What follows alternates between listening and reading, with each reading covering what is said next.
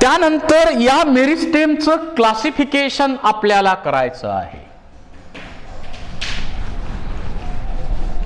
त्यानंतर या मेरिस्टेमचं क्लासिफिकेशन आपल्याला करायचं आहे. On the basis of origin, on the basis of position, on the basis of function, अशा प्रकारे मेरिस्टेमचं क्लासिफिकेशन आपल्याला करायचं आहे. First, on the basis of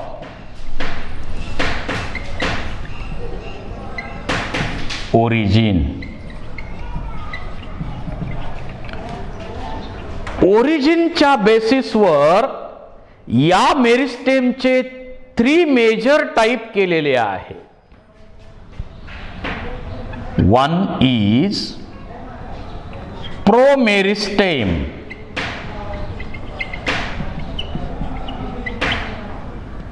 second is primary meristem,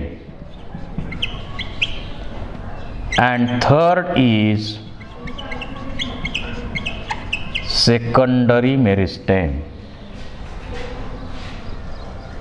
Promeristem, that is also called as embryonic meristem. या प्रोमेरिस्टेमला आपण embryonic meristem असंही आपण म्हणू शकतो, कारण एम्ब्रॉनिक कंडिशन मध्ये असताना जे जे स्ट्रक्चर बनतात ते या प्रोमेरिस्टेम पासून बनतात. आणि later on promeristem is converted into primary meristem. आणि त्या प्लांटचे जे काही पार्ट असतील, प्रायमरी प्लांट बॉडी जे आपण म्हणतो, मग प्रायमरी प्लांट बॉडी म्हणजे त्या प्लांट मध्ये रूट तयार होतात का? तयार होतात. स्टेम तयार होणार का? होणार. लीव्स तयार होणार का? होणार. Because roots, stem and leaves are primary parts of the plant body. हे प्रायमरी पार्ट आहेत. प्रायमरी पार्ट म्हणजे जे पार्ट बॉडीला अत्यावश्यक असतात ते सगळं प्रायमरी, अतिशय गरजेचं आहे, त्याशिवाय शक्य नाही लाईफ, असं सगळं जे असेल ते प्रायमरी. आणि काही गोष्टी सेकंडरी सुद्धा असू शकतात. जसं आपलं शरीर विचारात घ्या, ज्या ज्या पार्ट शिवाय लाईफ शक्य नाही ते सगळे पार्ट प्रायमरी आहेत, आणि ज्या ज्या पार्ट शिवाय लाईफ शक्य आहे ते सेकंडरी. प्रायमरी आणि सेकंडरी ऑर्गन्स आपल्या बॉडीमध्ये आहेत. तर जसं हार्ट प्रायमरी आहे ना, हार्ट नसेल आणि माणूस जिवंत आहे, शक्य आहे का? नाही, म्हणजे प्रायमरी झाला. परंतु एखाद्या पर्सनचा ऍक्सिडेंट मध्ये हात गेलाय, हात तुटलाय, तो जगू शकतो की नाही? जगू शकतो, कारण हे सेकंडरी पार्ट आहे. हे सेकंडरी पार्ट. आणि काही स्ट्रक्चर बॉडीमध्ये असले ठीक आहे, नसले ठीक आहे, चालू शकतंय लाईफ, असे सगळे सेकंडरी असतील. तर रूट, स्टेम, लीव्स जे प्रायमरी पार्ट्स आहेत प्लांट बॉडीचे, ते प्रायमरी पार्ट्स बनवण्याचं काम कोणता मेरिस्टेमॅटिक टिश्यू करतो? तर primary meristem produces primary body of that plant, and primary body consists of root, stem and leaves. असं डिफरन्सिएशन त्यांचं झालेलं आहे प्लांट बॉडीचं. आणि आपल्याला एखादं प्लांट दिसतंय, त्याच्यामध्ये रूट दिसतायत, स्टेम दिसतंय, लीव्स दिसतायत, ब्रँचेस दिसतायत, ते सगळे त्याचे प्रायमरी पार्ट आहेत. प्लांटला ते पाहिजे. आणि प्रायमरी बॉडी बनवायला ह्याचीच गरज आहे. आता सेकंडरी मेरिस्टेम हा लॅटर स्टेजला लागणार आहे, लागणार काही मध्ये, परंतु लॅटर स्टेज मध्ये डेव्हलपमेंटच्या त्याची आवश्यकता असू शकते, लेट आवश्यकता त्याची असू शकते. जसं वॅस्क्युलर cambium,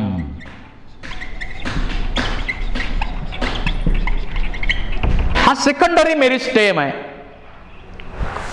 cork cambium secondary meristem आहे. म्हणजे जो मेरिस्टेम नंतरच्या स्टेप मध्ये डिवाइड होतो, तयार होतो, त्याला आपण म्हणतो सेकंडरी मेरिस्टेम. जो मेरिस्टेम नंतरच्या स्टेप मध्ये डिवाइड होणार म्हणजे तयार होणार त्याला आपण म्हणतो सेकंडरी मेरिस्टेम. जसं कॉर्क कॅम्बियम असेल, वॅस्क्युलर कॅम्बियम या सेकंडरी मेरिस्टेम आहेत, ह्या लॅटर स्टेज मध्ये तयार होतात. तर ओरिजिनच्या बेसिसवरती या मेरिस्टेमचे हे 3 मेन टाईप केलेले आहेत. त्यानंतर ऑन द बेसिस ऑफ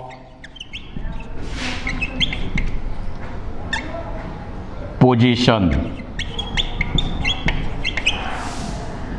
या प्लॅनमध्ये मेरिस्टेमॅटिक टिश्यूची पोझिशन कुठं आहे त्या बेसिसवर क्लासिफिकेशन कसं केलंय. जसं इथं सुद्धा 3 टाईप येतात. एक आहे अपायकल मेरिस्टेम, सेकंड इंटरकॅलरी मेरिस्टेम आणि थर्ड आहे lateral meristem. Apical meristem, इंटरकॅलरी meristem आणि लॅटरल मेरिस्टेम असे 3 मेन पार्ट, 3 टाईप यामध्ये आपल्याला पाहायला मिळतील. जर एखादी स्टेम आपण विचारात घेतली, डायकॉटची स्टेम आपण विचारात घेतली,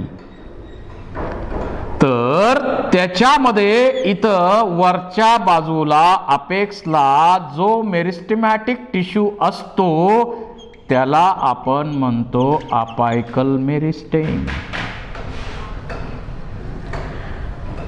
या अपायकल मेरिस्टेमॅटिक टिश्यू मध्ये ग्रोथ होणार, नवीन सेल बनणार, नवीन सेल बनणार, नवीन सेल बनणार आणि हाईट वाढणार. So this apical meristem is responsible for increase in height of plant body. त्यानंतर जर मध्ये असेल ह्या मेरिस्टेमॅटिक टिश्यू असा, आता स्पेशली ग्रासेस मध्ये आपण पाहिलं, ग्रासेस मध्ये इंटरकॅलरी मेरिस्टेम तर कॉमन आहे. जर हा मध्ये असेल तर त्याला आपण म्हणतो इंटरकॅलरी मेरिस्टेम.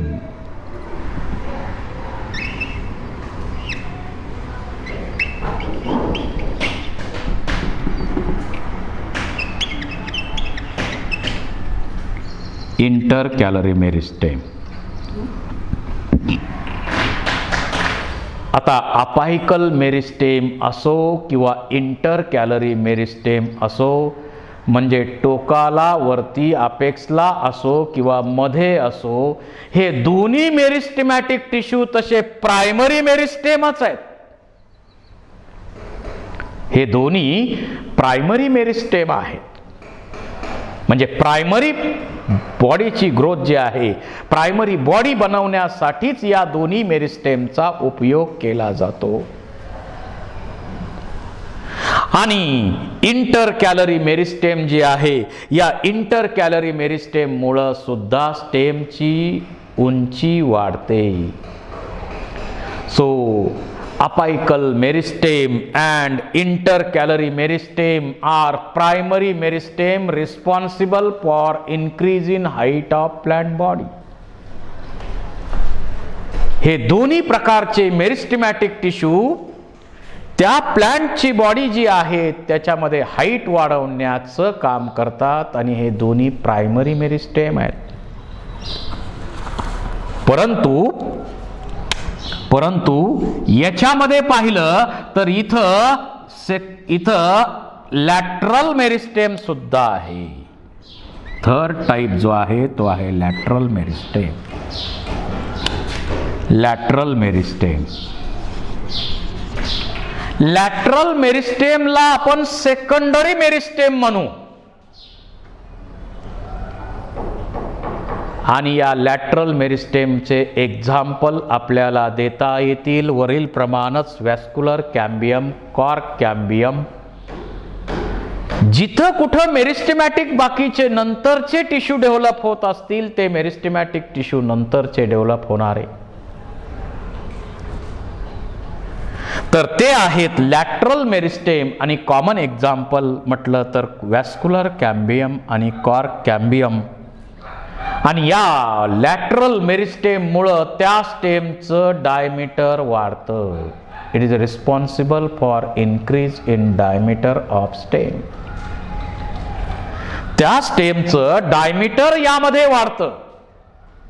म्हणजे स्टेमचं डायमीटर वाढवण्यासाठी कोणत्या टाईपचा मेरिस्टेमॅटिक टिश्यू रिस्पॉन्सिबल आहे. जाडी वाढवायची आहे, जाडी वाढवण्यासाठी त्या स्टेममध्ये कोणत्या टाईपचा मेरिस्टेमॅटिक टिश्यू रिस्पॉन्सिबल आहे तर लॅटरल मेरिस्टेम त्यासाठी रिस्पॉन्सिबल आहे. लॅटरल मेरिस्टेम त्यासाठी रिस्पॉन्सिबल आहे. सेकंडरी मेरिस्टेम आहे, लॅटरल मेरिस्टेम आहे, डायमीटर वाढवण्यासाठी त्याची आवश्यकता आहे. त्यानंतर the third type, classification of meristem based on functions.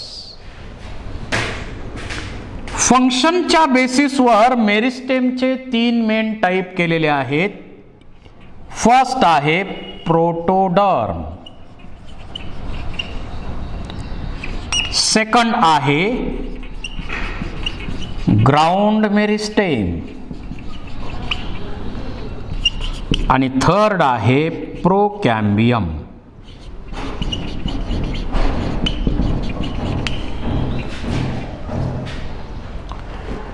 Protoderm म्हणजे डर्मल टिश्यू या मेरिस्टेम पासून बनतो. ज्या मेरिस्टेम पासून डर्मल टिश्यू बनतो त्याला आपण म्हणतो प्रोटोडर्म. मग कुठलाही पार्ट असला तरी त्याच्यामध्ये डर्मल टिश्यू म्हणजे इपिडर्मिस असणारच आहे. असा इपिडर्मल रिजन, इपिडर्मिस ज्या मेरिस्टेम पासून बनतो त्याला आपण म्हणतो प्रोटोडर्म. त्यानंतर मधला जो पार्ट आहे कॉर्टेक्स, मग त्यामध्ये कॉर्टेक्स असेल, एंडोडर्मिस आहे, पेरिसायकल आहे, पित आहे.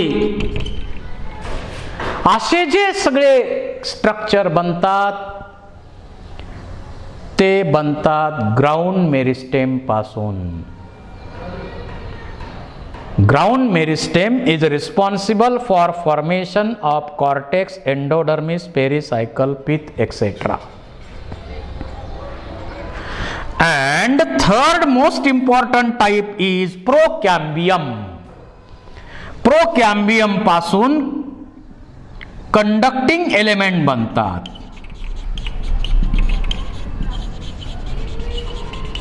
कंडक्टिंग एलिमेंट बनतात झायलम आणि फ्लोएम. झायलम आणि फ्लोएम सारखे कंडक्टिंग एलिमेंट ज्याच्यापासून बनतात तो प्रोकॅम्बियम.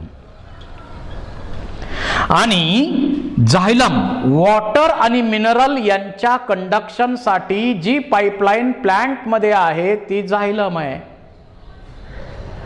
आणि ऑर्गॅनिक कंपाऊंडच्या ट्रान्सपोर्ट साठी, कंडक्शन साठी जी पाईपलाईन आहे ती फ्लोएम आहे. झायलम मध्ये आर्ली फॉर्म्ड झायलम जे सुरुवातीला बनतात त्याला आपण प्रोटोझायलम म्हणतो आणि लॅटर फेजला बनतात तो मेटाझायलम आहे. अर्ली फेजला जे बनतात ते प्रोटोझायलम आणि लॅटर फेजला जे बनतात ते मेटाझायलम असे एलिमेंट प्रायमरी झायलम मध्ये येतात. म्हणजे एकूणच या तिन्ही टाईपच्या मेरिस्टेम पासून त्या प्लॅन्टची प्रायमरी बॉडी बनत असते. प्रायमरी बॉडी बनवणारे हे 3 टाईपचे मेरिस्टेमॅटिक टिश्यू आहेत. This is the classification of meristem on the basis of functions. Apical cell जी आहे, मेरिस्टेमॅटिक रिजन मध्ये जी अपायकल सेल आहे त्या अपायकल सेल मध्ये ग्रोथ होऊन, म्हणजे अपायकल सेल जी आहे अपायकल मेरिस्टेम मध्ये शूट अपेक्स मध्ये, त्या अपायकल सेल मध्ये ग्रोथ होऊन मग नवीन सेल तयार होत असतात. आणि त्या अपायकल सेलची जी ग्रोथ आहे त्या बेसिसवर काही थेरीज मांडल्या गेल्या. म्हणजे अपायकल मेरिस्टेमची ग्रोथ कशी होते या संदर्भात काही ठिकाणी थेरीज मांडलेल्या नोट्समध्ये दिसत आहेत. आपल्याला काही त्याचे डिटेल्स नाहीत, परंतु थोडक्यात माहिती त्याची असली पाहिजे. याच्या थेरीमध्ये पहिली थेरी आहे अपायकल सेल थेरी.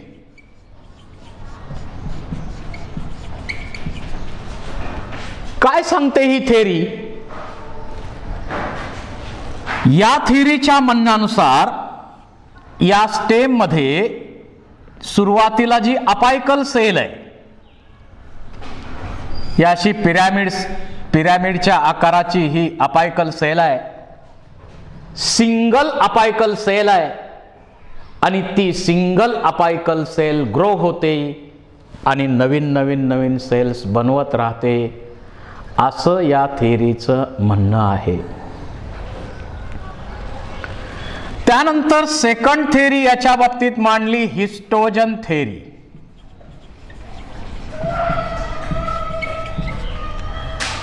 हिस्टोजन थेरीचं म्हणणं काय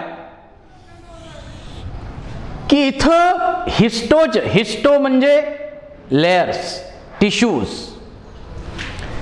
या थेरीच्या म्हणण्यानुसार इथं 3 सेलचे मेरिस्टेमॅटिक सेलचे लेयर्स असतात. पहिला जो लेयर आहे त्याला आपण म्हणतो डर्मॅटोजेन. त्यानंतर याच्या आत जो सेकंड लेयर आहे त्याला आपण म्हणतो पेरिब्लेम. आणि त्याच्या आत आणखी एक लेयर आहे त्याला आपण म्हणतो प्ल्युरोम. तर हिस्टोजन थेरी काय सांगते? इथं 3 लेयर्स आहेत, त्याच्यापैकी डर्मॅटोजेन पासून इपिडर्मिस बनत असते, पेरिब्लेम पासून कॉर्टेक्स बनत असतो आणि प्ल्युरोम पासून वॅस्क्युलर एलिमेंट्स बनत असतात. वॅस्क्युलर एलिमेंट्स बनत असतात असं हिस्टोजन थेरी सांगते. म्हणजे 3 लेयर्स आहेत असं हिस्टोजन थेरी सांगते. परंतु आणखी एक थेरी आहे ट्युनिका कॉर्पस थेरी. या थेरीच्या म्हणण्यानुसार इथं 2च लेयर आहेत.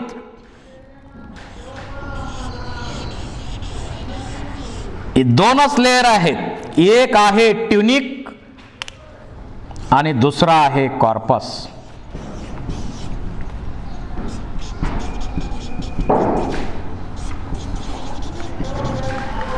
आणि हा ट्युनिका जो लेअर आहे त्याच्यापासून आउटरमोस्ट पार्ट बनतात एपिडर्मिस वगैरे, आणि कॉर्पस जो आहे त्याच्यापासून कंडक्टिंग सिस्टीम म्हणजे झायलम, फ्लोएम अशा प्रकारचे एलिमेंट बनतात. दोनच लेअर पासून हे पार्ट वेगवेगळे बनतात असं ट्युनिका कार्पस थेअरी सांगते. थोडक्यात या थेअरीची माहिती असावी. आपल्याला काही NCERT मध्ये हे दिलेलं नाही आहे, परंतु थोडक्यात काही विचारला क्वेश्चन किंवा रॉंग ऑप्शन जे असतात त्याच्यामध्ये कुठंतरी यांचा उल्लेख आढळतो म्हणून तुम्हाला सांगितलेला आहे.